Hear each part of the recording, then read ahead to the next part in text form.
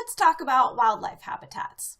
So, not sure about you, but whenever I first heard that term, it brought to mind wolves and bears and these other large animals out in the woods.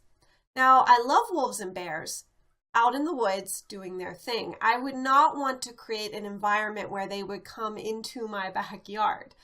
And that is not what I'm talking about when I mention a wildlife habitat.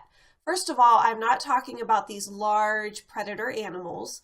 And second of all, I'm not talking about creating some kind of a backwoods space on your property. So there's no need to, go plant a bunch of redwoods next to your patio. A wildlife habitat is any place that provides wildlife with food, water, shelter, and a place to raise their young.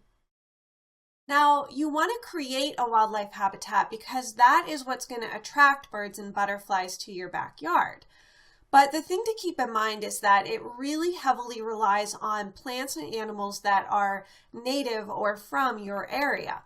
So the key to really designing a good wildlife habitat isn't to look at what somebody living 1,000 miles away from you did and copy that, or even to look at what somebody 100 miles away from you did. It's to focus on the plants and animals that are from your neighborhood and to design a habitat that specifically suits them.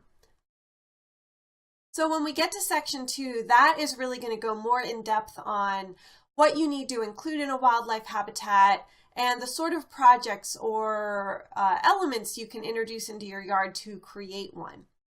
But before that, I want to talk a little bit about ecosystems, and that's going to be in the next lesson. So an ecosystem is like a community in your backyard, and it involves the plants and animals and their larger environment.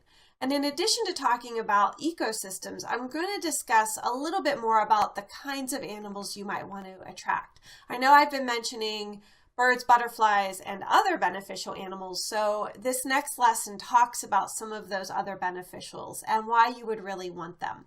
So I will see you there.